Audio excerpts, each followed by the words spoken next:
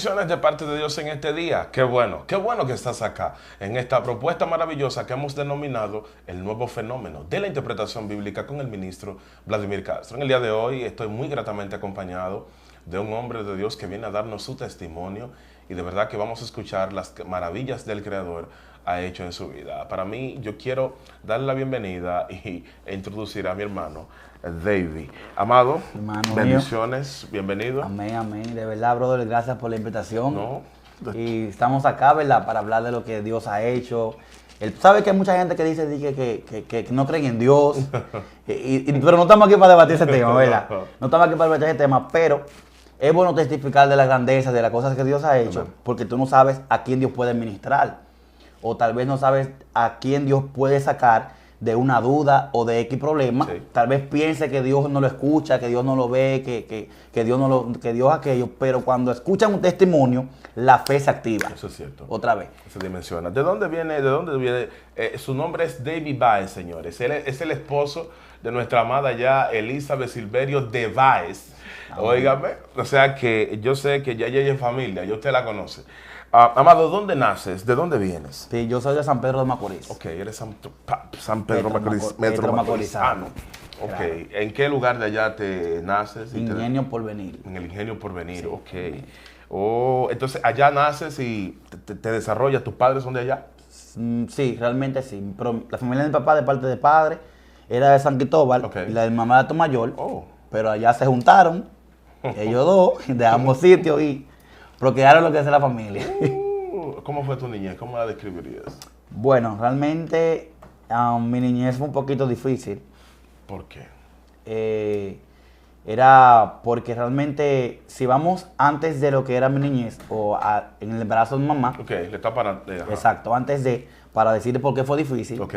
Realmente, en el embarazo de mi mamá, el médico diagnosticó que yo iba a nacer con una enfermedad la cual no me iba a permitir desarrollar los huesos en el cuerpo. Wow. ¿Y por qué? Frente a esto, mi mamá llega a la conclusión de mi papá de que me iban a abortar. Uy. Provocaron el aborto o me mataron, sí, siendo ya 5 meses de nacido, porque ella decía que yo no me movía en la barriga. Okay. Y de ahí fue que vino el diagnóstico de que yo no iba a tener huesos, no iba a desarrollar los huesos. Bueno, en este círculo de que ellos pues beben vino, mi mamá se tira de la barriga, bebe un vino, lograron matarme.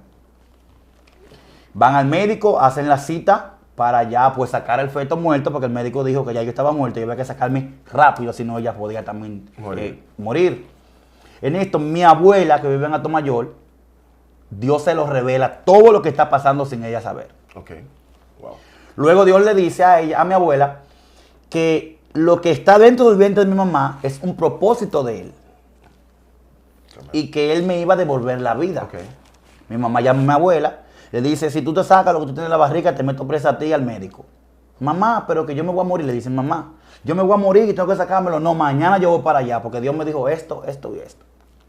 Okay. Mi abuela baja de Atomayor a San Pedro y dice mi mamá que cuando mi abuela comenzó a orar y a ungir la barriga, ella sintió que yo brinqué para arriba por primera vez en la vida.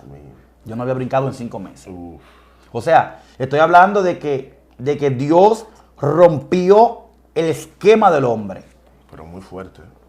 Dios rompió varias cosas. Rompió el paradigma de que yo no iba a nacer sin hueso. Sí. Porque yo tengo hueso, obviamente.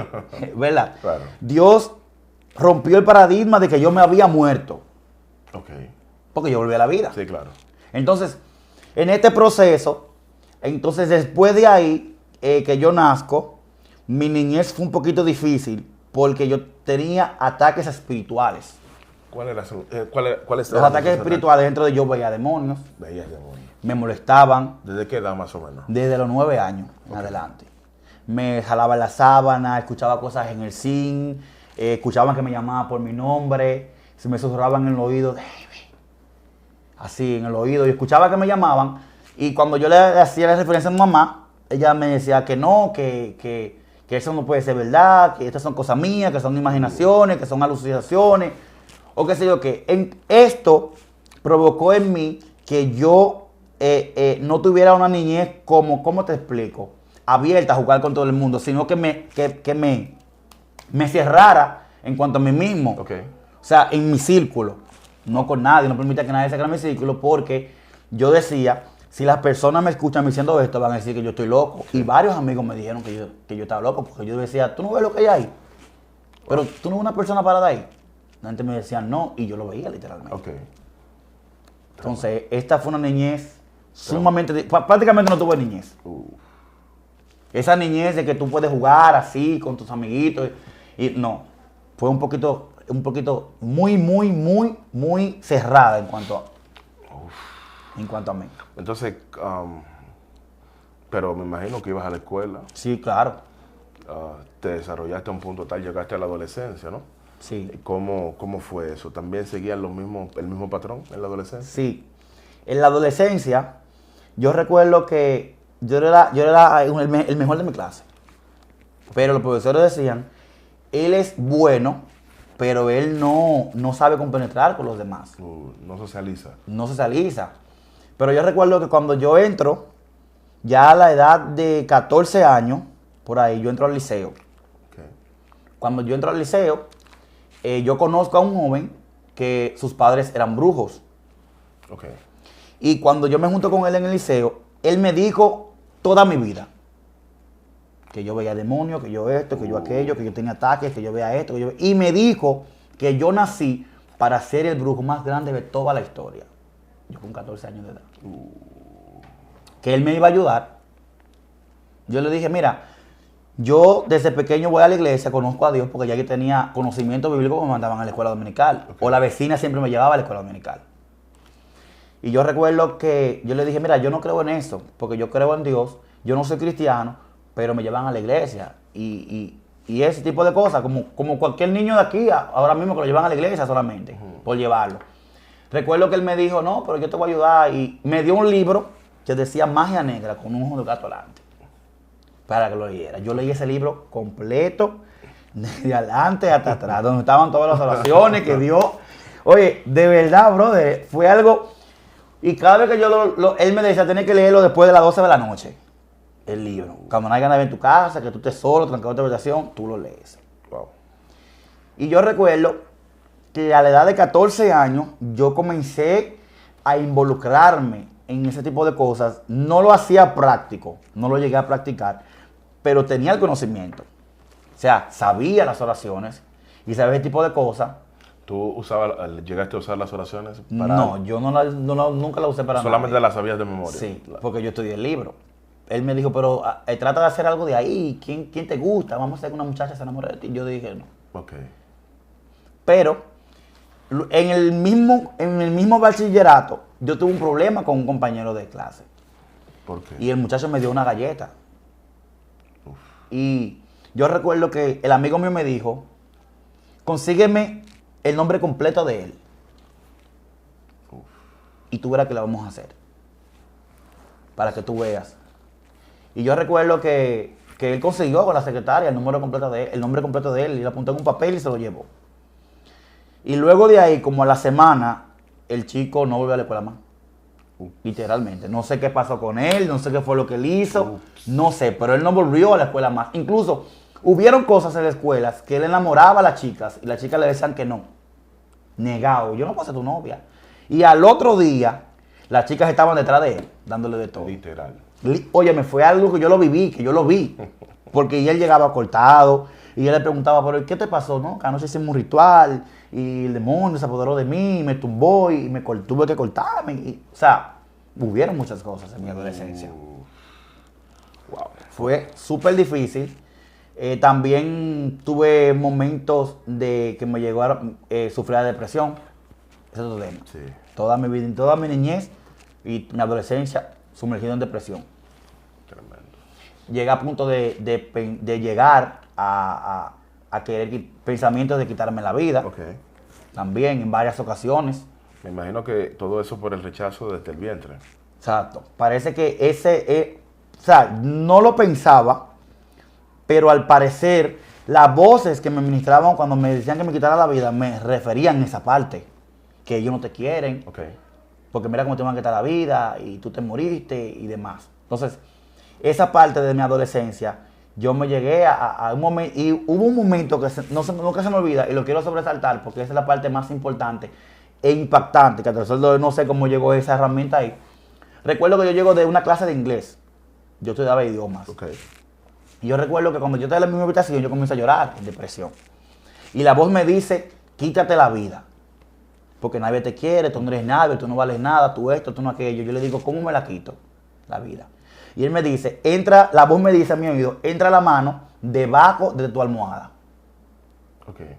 Brother, y cuando yo entré la mano de mi almohada, estaba el cuchillo más grande que había en mi casa, como así, y más filoso. No sé cómo llegó ese cuchillo a estar debajo de mi almohada. Y yo recuerdo que me dijo, solamente tienes que agarrarlo y entrártelo en el pecho o cortarte la vena. Yo recuerdo que yo miro el cuchillo llorando, sumergido en una depresión, y yo mismo le respondo a la voz, yo no me voy a quitar la vida, porque yo tengo razones por qué vivir. Claro. Tengo una familia que me quiere, que me ama, que aunque tuvieron un momento que fue algo de juventud, porque mi mamá me tuvo a los 18 años, era sumamente joven, Sí. adolescente, y yo salí del cuarto, le dije, mami, ¿sabe qué me llegó a la mente? No me preguntó qué, quitarme la vida. Ya comenzó a llorar y llamó a los pastores, llamó personas de la iglesia, fueron, oraron por mí. Y luego de ahí, después de ahí fue que hubo un cambio. Eso fue en mi adolescencia de 14 años. Oh, my God. Todo eso que te estoy contando fue en los 14 años. Porque yo entré al evangelio a los 16. Okay. Entonces, en ese trayecto hasta los 14 años, depresión, intento de quitarme la vida, el enemigo quería hacer planes conmigo de que yo iba a ser brujo, mi niñez viendo demonios, o sea, todo ese tipo de cosas. Dentro de ese trayecto de los 9 a los 14 años. A todo esto, ¿qué tus padres y tus padres ambos veían en ti? O sea, ¿cómo te percibían ya luego de ser el milagro prácticamente, que nació? ¿Cómo ellos te percibían?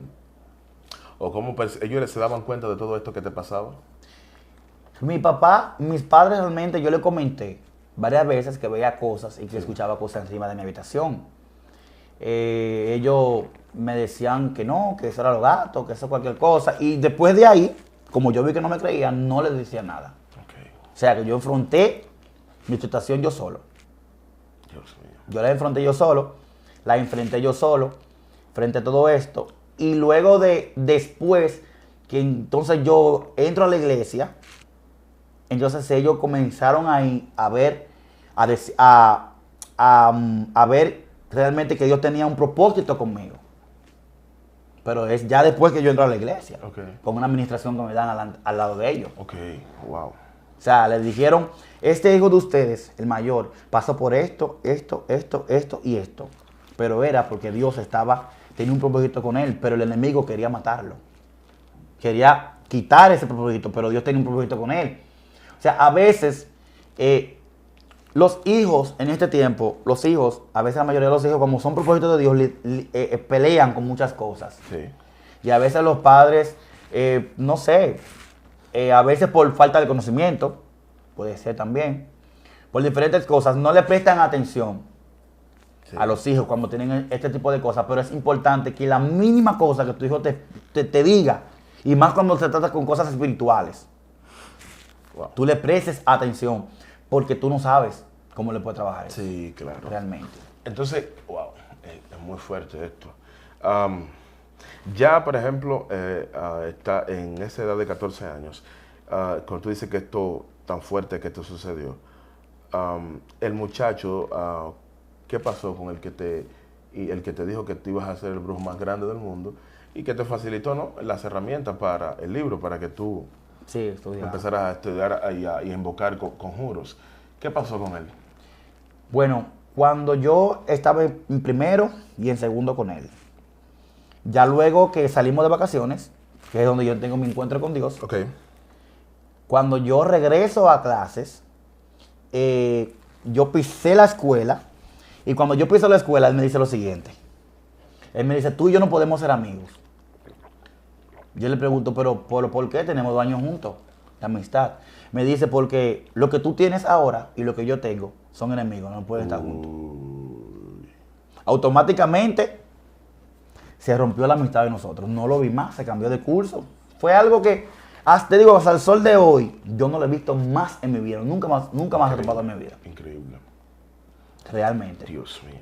¿Tú llegaste a ir a la casa de él, donde su papá? Yo llegué. Ese fue un escándalo el día que me llevaron a su casa. ¿Por qué? Porque cuando yo llegué a su casa, la mamá de él salió con un ataque de histérica. Sí. Y me botó de la casa. Ups, ¿por qué? Y me dijo, no lo traigas a mi casa otra vez. Y dijo textualmente, que lo escuché, dijo, porque lo que él tiene, yo no era cristiano todavía, porque lo que él tiene no me deja hacer el trabajo que yo estoy haciendo ahí arriba. Porque yo también era bruja. Y el papá de él también. Y el papá de él también. Incluso él era gemelo con otro. Y él me dijo a mí que sus padres, en un momento de haciendo pacto satánico, ellos fueron poseídos por un demonio y Santa Marta en ella y el papá en otro demonio en él y tuvieron relaciones y ahí se cayeron esos dos. Hay un lío grandísimo espiritual entre ellos. Que son, Que yo sé que tú tienes que saber. Claro. Yo sé que tú sabes los denominados pero medios que hay en el reino de la tiniebla. Lo que hay que ver es si el otro gemelo estaba vivo y no lo sacrificaron. Sí, no, claro. están vivos los dos. Estaban vivos los dos. Estaban vivos los dos. Sí, esos son los famosos. Sí. Esos Yo son- sé que tú conoces el área. La gente no sabe que cuando los demonios quieren traer a alguien al mundo dotado de ciertos poderes así paranormales, se montan, por ejemplo, uno de los dos, por ejemplo, de una pareja, un hombre y una mujer, a veces los dos y a veces a uno, se monta un demonio. Sí. Y tienen relaciones. Y por eso los niños que nacen especiales, con poderes. Por eso tú ves que él te dijo a ti, por ejemplo, que tú naciste para tal y tal cosa y pudo describir la vida entera tuya con esa facilidad y otras cosas que podía hacer. Es porque realmente ya había venido marcado por la oscuridad, ¿no? Sí, yo no lo creí. Incluso él me dijo a mí que cuando él no hacía los trabajos que su papá, porque él me decía a mí textualmente que su papá era el príncipe de la tiniebla. El diablo. Y él me decía que él llegaba con marcas de que él le daba. Que él le llegaba a dar y lo tumbaba de la cama y lo subía para arriba. Y Sí, eso claro, era algo claro. que yo, o sea, fue realmente, frente a todo esto, una persona con 14 años que yo tenía, No, claro, es muy- vivir todo esto Sí, sí, es mucho con es demasiado. algo mucho con demasiado. Bastante. O sea, yo no tuve cualquier niñez, yo no tuve cualquier infancia, yo no tuve cualquier adolescencia normal, que tú vas al liceo y lo que tú vas a hacer chelcha, a jugar, a estudiar, a tener noviecitas, fue algo difícil para mí. Dios. Frente a todo eso. Y frente a todo esto, afrontar con tal madurez, que creo que fue el mismo Dios que me guardó de todo esto. Sí. Porque yo ver todo lo que él hacía y yo verlo y yo ver manifiesto lo que él hacía, era para yo creer en eso. Y a esta altura de juego quizás estar sirviéndole Involucrado en eso 100%. Totalmente. Es una cosa increíble, ¿no? Lo que sí es que entonces la madre le dijo a él que no te llevara Que más. no me hubiera a Y llevar el papá más. nunca tuvo una reacción parecida cuando te llevó. No, al papá yo nunca lo llegué a ver. Oh, Pero la mamá sí salió, bajó de una segunda histérica ese día. me imagino. Que ella dijo que yo interfería en lo que ella estaba haciendo arriba. Ups. Y él me dijo, está bien, David, vete. Vamos a hacer, porque yo iba a hacer una tarea Wow. con él. Y ella salió, pero te digo que ella salió que yo me asusté. Porque ella me voció y me dijo muchísimas malas palabras. Me dijo, vete de mi casa, no te quiero aquí. Y de todo. Wow. Pero que fue feo. Dios mío. Bueno, ok. Ya pasó esa etapa. La parte difícil. Los 14, entonces dices que entras al Evangelio a los 16 años. 16 años. ¿Cómo entras al Evangelio? Realmente yo fui a un campamento juvenil. Ok. Oye esto. Un campamento juvenil donde supuestamente tú con 16 años lo que vas a disfrutar de la piscina, el coro con los muchachos y demás. Cuando yo voy al campamento juvenil, ellos están haciendo un retiro. Okay. En el retiro, yo estoy en la piscina, pero en el retiro, todas las personas que estaban en el retiro, había una algarabía porque el Espíritu Santo estaba manifestando de una forma extraordinaria. Y ahí estaba la gente hablando lenguas, como el Pentecostés, de todo eso. Y yo recuerdo que yo tengo curiosidad y subo a la segunda a ver el retiro. Okay. Cuando me siento en el último asiento de atrás, que está predicando una profeta que se llama Mercedes Fowler, que vive en Estados Unidos, en Brooklyn, la cual la bendigo, fue mi madre espiritual por mucho tiempo, me ayudó bastante en el Evangelio. Mis primeros años en el Evangelio, ella me formó de una manera extraordinaria. bendigo su vida y es una madre para mí. Y yo recuerdo que yo, sentado en esa silla, comienzo a llorar. De la nada. De la nada. Comienzo a llorar. Te digo que una persona con todo lo que ha vivido y con el carácter que yo tuve que aprender a formar, no llora así, por de casualidad. Yo no sabía llorar. O sea, yo no lloraba. Y cuando yo comienzo a llorar, yo me encuentro extraño. Digo, pero aquí está pasando algo, espérate. Y no era un lloro normal. Era algo que yo sentía que salía de dentro de mí. Sí. Y yo, ya como en ese tiempo ya conocía de Dios, porque me llevaban a la iglesia y todo, yo le digo a Dios, mira, Señor, cierro mis ojos bajo la cabeza, mira, Señor, si tú quieres que yo te sirva y yo me convierta hoy, manda a fulana de tal, con nombre y apellido, una persona en específica, a la cual yo quería y admiraba mucho, que venga aquí donde yo estoy y me haga llamado. Wow. Brother, yo no te puedo decir qué tiempo, porque para mí que estaba parada ahí al lado mío ya cuando yo dije eso.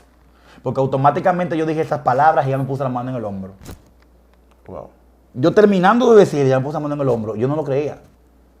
Me dijo, David, ¿te quieres convertir? Yo la miré así, ahí fue que yo comencé a llorar de verdad. Wow. Y cuando yo paso hacia adelante, que ya doy el paso, porque ya yo dije, ya, Señor, está bien. Porque yo hice un pacto con él de palabras. Sí, claro. Cuando yo paso hacia adelante con él, con la señora, la profeta está de espaldas hacia mí, pero cuando ella se vira, que viene para allá, para acá, ella comienza a hablar en lenguas. Y no preguntó si yo me quería convertir sin nada. Ella simplemente me puso la mano en mi garganta. Y me dijo que Dios me iba a usar, que yo era marcado del sirviente de mi madre, que el enemigo me quería muerto del sirviente de mi madre, pero que Dios me elegía como un adorador, como un salmista, que Dios iba a usar, que Dios iba a levantar, que Dios iba a visitar las naciones, que Dios iba a hacer grandes cosas a través de mí. Increíble. Desde ese día. Y desde ese día para acá ella me ayudó bastante. Yo comencé a tener sueños después de ahí, donde me veía cantando en grandes escenarios, veía como Dios levantaba paralíticos, Dios sanaba gente de cáncer. Me soñaba muchísimos sueños tenía en cuanto al ministerio. Y yo, como tenemos el talento de familia de cantar, yo dije, bueno, pues es fácil para mí. Sí. Si eso es lo que Dios quiere, porque yo tengo el talento. Y pues incursioné en lo que es en la música, en el canto. Y ya de ahí para adelante, pues tenemos 16 años en el Evangelio. Y los 16 años que tengo es en el ministerio de alabanza y adoración. Dios mío, wow. Esto es tremendo, esto es tremendo. A mí me llama la atención porque no creo que Dios haya permitido un milagro tan extraordinario en tu vida para pocas cosas, ¿no? Uh-huh. Si Dios permitió que tú tuvieras vida a pesar de todo ese cuadro negativo, es porque grandes cosas Él iba a hacer. Ahora, hay algo dentro de ahí mismo que me gustaría saber. Te conviertes, ya te cambió la vida, ya no eres el mismo niño tímido, cohibido y cerrado. Realmente sí. ¿Se continúa haciendo igual? No.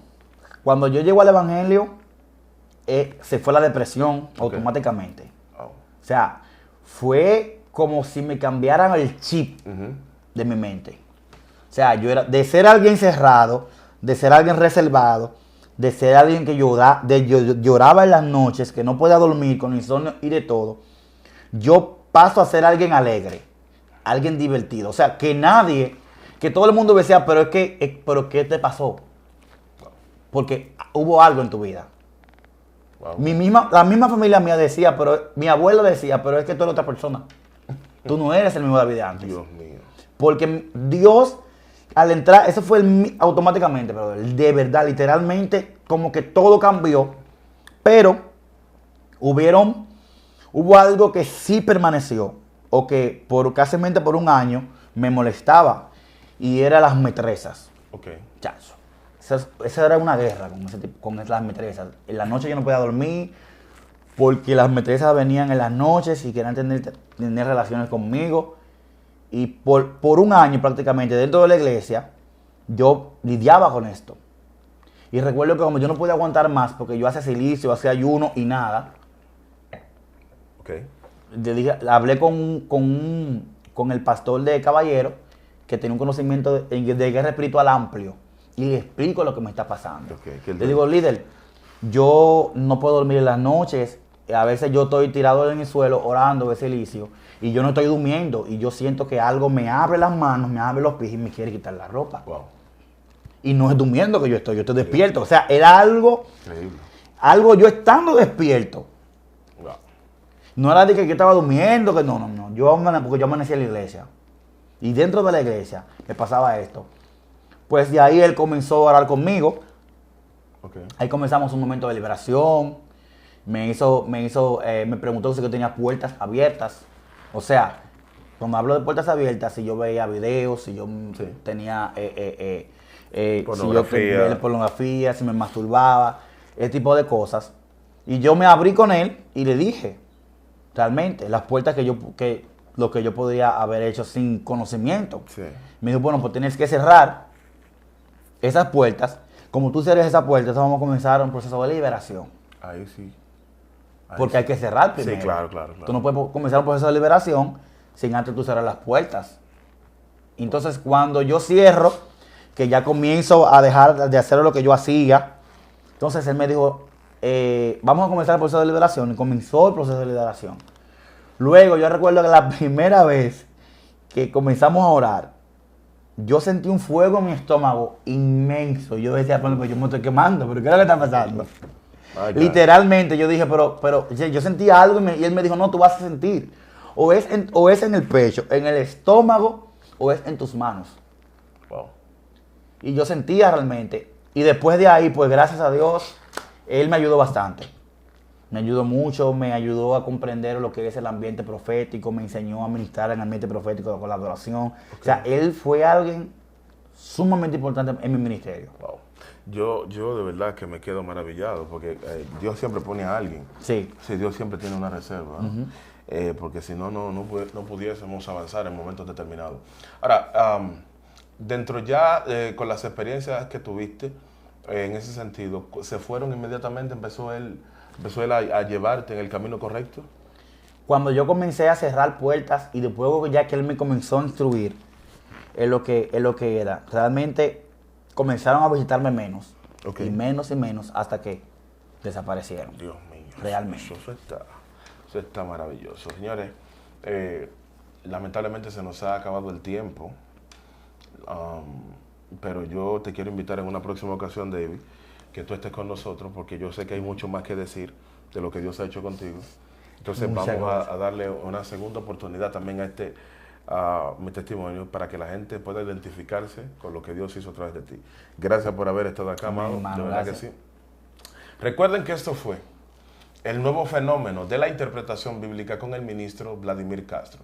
Recuerden también que nos pueden seguir en YouTube o todas las redes sociales como Ministerio Ciclos Divinos. Será hasta la próxima.